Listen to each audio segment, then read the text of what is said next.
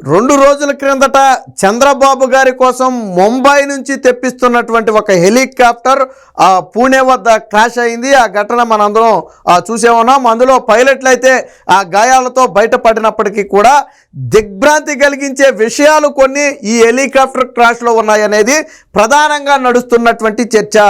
ఈ విమానం ఎవరి కోసం వస్తుందంటే ఆంధ్రప్రదేశ్ ముఖ్యమంత్రి చంద్రబాబు గారి కోసం ముంబై నుంచి తెప్పిస్తున్నటువంటి విమానం. వాస్తవానికి ఇది హైదరాబాద్ వచ్చి అక్కడ నుంచి విజయవాడకు రావాలి, అది దాని రూట్ మ్యాప్. కానీ ఈ హైదరాబాద్కు వచ్చే క్రమంలో ఆ పూణే వద్ద అయితే తక్కువ ఎత్తు నుంచే పడినప్పటికీ కూడా పూర్తిగా ధ్వంసమైంది. బట్ అదృష్టవశాత్తు పైలట్లు అయితే బయటపడ్డారు. మరి ఇదే ఘటన చంద్రబాబు గారు ఉన్నప్పుడు జరుగుంటే, ఎందుకంటే చంద్రబాబు గారి కోసం తెచ్చే విమానం ఖచ్చితంగా ఆయన ఎక్కే అవకాశం ఉంటుంది. ఏదైనా టూర్ ఫిక్స్ అయిందనుకోండి, ఖచ్చితంగా ఎక్కొచ్చు.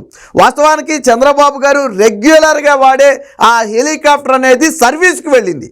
అందుకని స్టాండ్ బై కోసం తెప్పిస్తున్నటువంటి హెలికాప్టర్ ఇది. వాస్తవానికి ఆ హెలికాప్టర్ 1000 గంటల తర్వాత దాన్ని సర్వీస్కు పంపుతారు. సో ఈ సర్వీస్కు పంపిన సమయంలో దాని ప్లేస్లో మరొకటి అక్కడ ఉండాలి కాబట్టి, ఎందుకంటే ముఖ్యమంత్రి షెడ్యూల్ ఎప్పుడు ఎలా ఉంటుందో తెలియదు కాబట్టి ఇంకొక హెలికాప్టర్ ఉండాలి కాబట్టి స్టాండ్ బైగా ముంబై నుంచి మరొక హెలికాప్టర్ని అయితే ఇక్కడికి పంపడం జరిగింది. వాస్తవానికి 10 ఏళ్ల కంటే తక్కువ ఆ వయసు ఉన్నటువంటి 10 ఏళ్ల కంటే తక్కువ సర్వీస్ ఉన్నటువంటి హెలికాప్టర్నే సాధారణంగా ప్రిఫర్ చేస్తారు ఇలాంటి ఆ కార్యక్రమాలకు. కానీ నిన్న క్రాష్ అయినటువంటి పూణే వద్ద క్రాష్ అయినటువంటి హెలికాప్టర్ దాదాపుగా 16 ఏళ్ల క్రితం నాటి హెలికాప్టర్. మరి అంత ఆ ఓల్డ్ హెలికాప్టర్ను ఎందుకు సెలెక్ట్ చేశారు? రెండోది, ఎటువంటి ప్రతికూల వాతావరణం లేకుండానే ఇది క్రాష్ అయింది అంటే ఇది హెలికాప్టర్ లోపం వల్ల జరిగిందా లేదా దీని వెనక ఏదైనా కుట్రకోణం ఉందా అనే అనుమానాలు కూడా కలుగుతున్నాయి.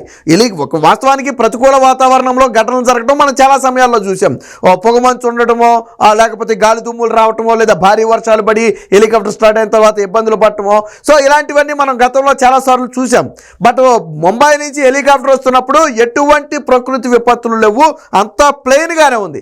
బట్ ఆ హెలికాప్టర్లో వచ్చినటువంటి లోపం వల్ల హెలికాప్టర్ అయితే ల్యాండ్ అయిపోయి క్రాష్ అవ్వడం జరిగింది. మరి ఎందుకు వచ్చింది ఆ లోపం? ఎందుకు చెక్ చేయకుండా పంపారు అధికారులు? ముంబై నుంచి కనీసం హైదరాబాద్ వరకు కూడా అది సేఫ్గా రాలేకపోయిందంటే అలాంటి హెలికాప్టర్ని ఎలా సెలెక్ట్ చేశారు? ఎవరు సెలెక్ట్ చేశారు? ఏవియేషన్ అధికారులు. ఇందులో కొంతమంది ఇంకా అంటే గతంలో ఆ వైసీపీ హయాంలో ఉన్నటువంటి అధికారులు కొంతమంది ఉన్నారని చెప్పి ఒక కథనం కూడా ఉంది. సరే, నేను దాన్ని కూడా చూపిస్తా. అంటే దీని వెనక ఏదైనా కొంపదీసి కుట్రకోవడం ఉందా? చంద్రబాబు గారి మీద ఏదైనా కుట్ర జరుగుతుందా? చంద్రబాబు గారి భద్రత గాల్లో దీపంలా మారిందా అంటే ఎస్, అవుననే సమాధానం వస్తుంది. నిన్న జరిగినటువంటి ఘటన అయితే సీరియస్గా తీసుకోవాల్సిన అంశం. చంద్రబాబు గారు లేరు కాబట్టి సరిపోయింది, కానీ లేకపోతే ఈరోజు దాన్ని ఊహించుకోవడమే మనం ఒక రకంగా భయానకమైనటువంటి పరిస్థితి. మరి ఎందుకు జరిగింది ఈ తప్పు? ఎవరు చేశారు? ఇది కావాలని చేశారా? యాదృచ్ఛికంగా జరిగిందా? లేదా చంద్రబాబు గారి పట్ల నిర్లక్ష్యంగా వ్యవహరిస్తున్నారా? లేదా దీని వెనక ఎవరైనా కుట్రకోణం ఏదైనా ఉందా? ఇలాంటి పలు అనుమానాలు అయితే ఇప్పుడు రాష్ట్రంలో రేకెత్తుతున్నాయి. వాస్తవానికి స్టాండ్ బైగా వచ్చినటువంటి హెలికాప్టర్ క్రాష్ అవటం అనేది ఖచ్చితంగా దీని మీద పూర్తి స్థాయి విచారణ చేయాలి. ఎందుకు 16 ఏళ్ల నాటి హెలికాప్టర్ తీసుకొచ్చారు? ఎందుకు దాన్ని పూర్తి స్థాయిలో ఒక హెలికాప్టర్ అక్కడి నుంచి మన ముఖ్యమంత్రి కోసం పంపుతున్నారు అంటే పూర్తిగా దాని హెల్త్ కండిషన్ పరిశీలించిన తర్వాత 100% ఫిట్నెస్తో ఉంది అని భావిస్తేనే హెలికాప్టర్ని మనకు పంపాలా, లేదంటే వేరొక హెలికాప్టర్ని మనకు పంపాలా? కానీ ఇక్కడ వయసు ఎక్కువ ఉన్న హెలికాప్టర్ని తీసుకోవటమే కాకుండా దాని హెల్త్ కండిషన్ అంటే హెలికాప్టర్ ఎటువంటి పరిస్థితుల్లో ఉందనేది పరిశీలించకుండా పంపటమే దీనికి ప్రధాన కారణంగా కనపడుతుంది. ఇది యాదృచ్ఛికంగా జరిగిందంటే మరి ముఖ్యమంత్రి యాదృచ్ఛికంగా జరిగింది అంటే వాళ్ళు నిర్లక్ష్యంగా వ్యవహరించారని చెప్పాలి, లేదు అంటే కుట్రకోణం అని ఒప్పుకోవాలి. రెండిట్లో ఒకటైతే జరిగి ఉండాలి. సో దీని మీద అయితే ఒక కథనం కూడా వచ్చింది. దీనికి సంబంధించి ఒకసారి చూసే ప్రయత్నం చేద్దాం. సో సీఎం భద్రత గాలిలో దీపమా? బాబుకు కేటాయించిన హెలికాప్టర్పై సందేహాలు. ముంబై నుంచి వస్తూ పూణే వద్ద కుప్పకూలింది. నిబంధనల ప్రకారం 10 ఏళ్ల కంటే ఎక్కువ సర్వీస్ ఉన్నదాన్ని అద్దెకు తీసుకోరాదు. అయినా 2008 నాటి మోడల్కు అనుమతి. హెలికాప్టర్ పనితీరు అంచనాలో నైపుణ్యాలేమి? అదే నేను చెప్పింది. ఫుల్గా హెలికాప్టర్ అనేది పూర్తి స్థాయిలో వర్క్ అవుతుందా లేదా, ఇది ముఖ్యమంత్రికి పంపొచ్చా లేదా, ఒకవేళ పంపితే ఎంతవరకు ఇది పనిచేసే అవకాశం ఉంది, ఎన్ని గంటల వరకు దీనికి ఇబ్బంది లేకుండా ఉంటుంది, ఇలాంటివన్నీ అంచనా వేసిన తర్వాత పంపాలా. సో అందులో లేమియా లేదా కుట్ర అనేది తేలాలా. సో తక్కువ ఎత్తులో నుంచి కూలినా పూర్తిగా ధ్వంసం చంద్రబాబు ఉన్నప్పుడు జరిగి ఉంటే అది వాస్తవానికి మీరు వీడియోలో చూసుంటారు, కొన్ని వీడియోలు బయటకు వచ్చినాయి. అది చాలా అంటే వాస్తవానికి ల్యాండ్ చేద్దామని ప్రయత్నం చేసిన సమయంలో చాలా తక్కువ ఎత్తు వచ్చిన తర్వాతే కంట్రోల్ తప్పి కూలిపోయింది. బట్ అయినప్పటికీ కూడా హెలికాప్టర్ పూర్తిగా ధ్వంసం అయిపోయింది. బట్ అదృష్టవశాత్తు ఆ పైలట్లు అయితే బ్రతికి బయటపడ్డారు అనుకోండి. కానీ ఇదిగో ఇక్కడ చూడొచ్చు, మనం పైలట్స్ ఎవరైతే ఉన్నారో వాళ్ళు ఆ గాయాలతో బయటపడ్డారు. ఇది హెలికాప్టర్ పూర్తిగా కూలిపోయినటువంటి హెలికాప్టర్ని మనం ఇక్కడ చూడొచ్చు. దాదాపుగా పూర్తిగా ఆ ధ్వంసమైపోయిన పరిస్థితి. సాధారణంగా పడిపోవడం అంటే ఏదో ల్యాండ్ అయినప్పుడు కొంచెం అటు ఇటుగా హోల్డ్ అయి ఉందా అంటే లేదు, మొత్తం కూడా ధ్వంసమైనటువంటి పరిస్థితి. సో ప్రత్యామ్నాయంగా విజయవాడకు బయలుదేరినటువంటి మరొక హెలికాప్టర్ని మనం ఇక్కడైతే చూడొచ్చు. గత శనివారం ఇక్కడ రాశారు చూడండి, గత శనివారం ముంబై నుంచి విజయవాడకు వస్తూ పూణే వద్ద హెలికాప్టర్ కుప్పకూలిన విషయం గుర్తుందా? అదృష్టవశాత్తు ఈ ప్రమాదంలో ప్రాణ నష్టం జరగలేదు. అయితే దిగ్భ్రాంతి కలిగించే విషయం ఏంటంటే ఈ హెలికాప్టర్ను ఏవియేషన్ అధికారులు ముఖ్యమంత్రి చంద్రబాబు కోసం తెప్పిస్తున్నారు. ఒకవేళ చంద్రబాబు గారు ప్రయాణించే సమయంలో ఇది జరిగి ఉంటే ఈ ఊహే తీవ్ర భయాందోళనను రేకెత్తిస్తుంది. Z+ కేటగిరీ రక్షణలో ఉండే ఆ వ్యక్తికి ఆ నిబంధనలకు విరుద్ధంగా 16 ఏళ్ల నాటి హెలికాప్టర్ను తీసుకురావడమే కాకుండా దాని పనితీరును నిర్ధారించకుండా కేటాయించారనేది ఇప్పుడు ప్రధానంగా చర్చగా మారింది. ఒక ముఖ్యమంత్రికి, అందులోనూ Z+ కేటగిరీ ఉన్నటువంటి వ్యక్తి, సరే ఏ వ్యక్తికైనా సరే హెలికాప్టర్ను ఖచ్చితంగా పనితీరు పరిశీలించిన తర్వాతే పంపాలి. బట్ విఐపీల విషయంలో 1-2 జాగ్రత్తగా ఉంటారు.